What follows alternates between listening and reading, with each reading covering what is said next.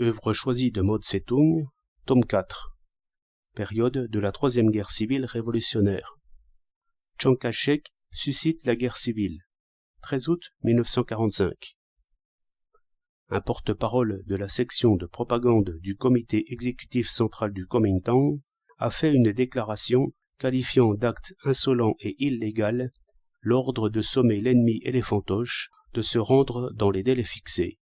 Ordre donné le 10 août du grand quartier général à Yunnan par Chu Tae, commandant en chef du 18e groupe d'armée. Ce commentaire est absolument ridicule.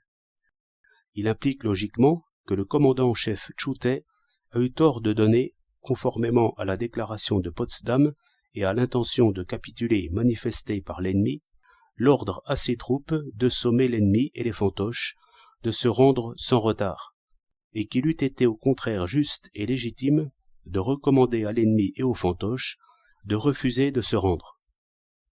Il n'est pas étonnant que, même avant la reddition effective de l'ennemi, le meneur fasciste chinois Chiang Kai-shek, autocrate exécré de tous et ennemi du peuple, ait eu l'audace d'ordonner aux forces armées anti-japonaises des régions libérées de rester sur leur position jusqu'à nouvel ordre, c'est-à-dire de se lier les mains et de se laisser attaquer par l'ennemi.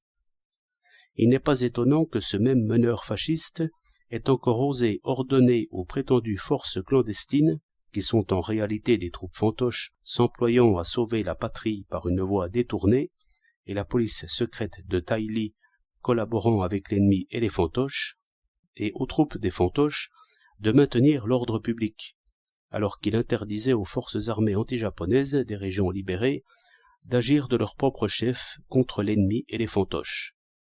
Cette intervention de l'ennemi et de tous nos compatriotes est un véritable aveu de Chiang Kai-shek et peint vivement toute sa pensée qui est, depuis toujours, d'entrer en collusion avec l'ennemi et les fantoches, et de liquider tous ceux qui ne sont pas avec lui. Cependant, les forces armées populaires anti-japonaises des régions libérées de Chine ne se laisseront pas prendre à sa perfide manœuvre. Elles savent que l'ordre du commandant en chef Chu Tae est précisément l'exécution résolue de la disposition prévue au paragraphe 2 de la déclaration de Potsdam, poursuivre la guerre contre le Japon jusqu'à ce qu'il cesse de résister, alors que les ordres de Chiang Kai-shek sont précisément des violations de la déclaration de Potsdam qu'il a lui-même signée. Faites la comparaison et vous verrez tout de suite qui se refuse à respecter les clauses des accords communs des Alliés. Le commentaire du porte-parole de la section de propagande du comité exécutif central du Kuomintang, ainsi que les ordres de Chiang Kai-shek, sont, d'un bout à l'autre, des provocations à la guerre civile. En ce moment, où l'attention, dans le pays et à l'étranger, est concentrée sur la capitulation sans condition du Japon, leur but est de préparer un prétexte pour passer à la guerre civile aussitôt que la guerre de résistance sera terminée. Les réactionnaires du Kuomintang sont vraiment stupides à faire pitié. Ils ont cru trouver leur prétexte dans l'ordre du commandant en chef Chu Tae, sommant les troupes ennemies et fantoches de se rendre et de déposer leurs armes. Peut-on dire que c'est un prétexte intelligent? Non.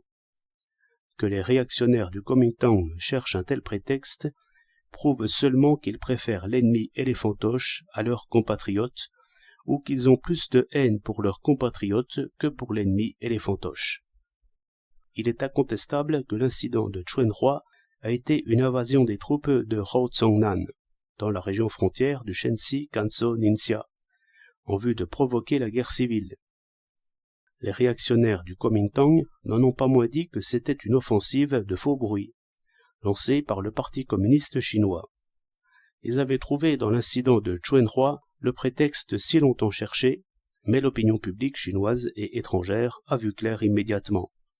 Aussi prétendent-ils maintenant que la 8e armée de route et la nouvelle 4e armée ne devraient pas exiger que les troupes ennemies et fantoches rendent leurs armes. Pendant les 8 années de la guerre de résistance, la 8e armée de route et la nouvelle 4e armée ont souffert à l'extrême d'être attaquées et encerclées par Chiang Kai-shek d'un côté et les Japonais de l'autre. Et maintenant que la guerre de résistance touche à sa fin, Chiang Kai-shek fait signe aux Japonais et à ses chères troupes fantoches de ne pas livrer leurs armes à la 8e armée de route ni à la nouvelle 4e armée, mais seulement à moi, Chiang Kai-shek. Il n'a pas dit à la fin de la phrase « afin que je puisse utiliser ces armes pour tuer les communistes et torpiller la paix en Chine et dans le monde ». N'est-ce pas la vérité? Si l'on dit aux Japonais de remettre leurs armes à Chiang Kai-shek et aux troupes fantoches de maintenir l'ordre public, qu'en résultera-t-il? Rien d'autre que ceci. La fusion des régimes de Nankin et de Chongqing et la collaboration entre Chiang Kai-shek et les fantoches remplaceront la coopération sino-japonaise et la collaboration entre les Japonais et les fantoches. L'anticommunisme et la construction nationale de Chiang Kai-shek remplaceront l'anticommunisme et la construction nationale des Japonais et de Won Sing-wei. N'est-ce pas une violation de la déclaration de Potsdam? N'est-il pas indubitable qu'aussitôt la guerre de résistance terminée, le grave danger d'une guerre civile menacera le peuple tout entier?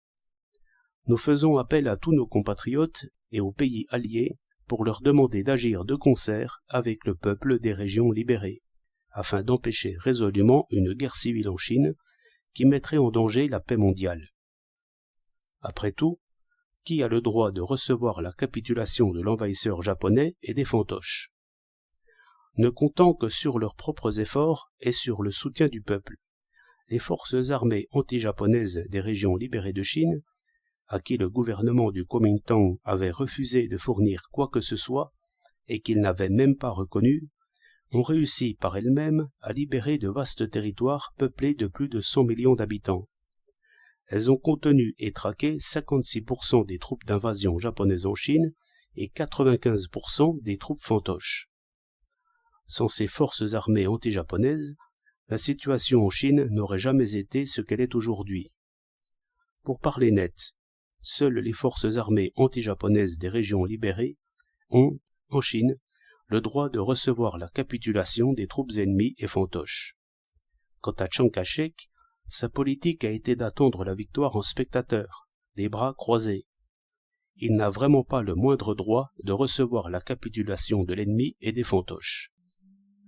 Nous déclarons à tous nos compatriotes et au peuple du monde entier.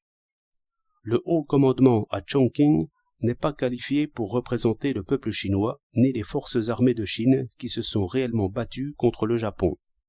Le peuple chinois réclame pour les forces armées anti-japonaises des régions libérées de Chine, placées sous les ordres du commandant en chef Chu Tai, le droit d'envoyer leurs propres représentants participer directement à l'acceptation de la capitulation du Japon par les 4 puissances alliées et au contrôle militaire qu'elles exerceront sur le Japon, ainsi que le droit de participer à la future conférence de paix.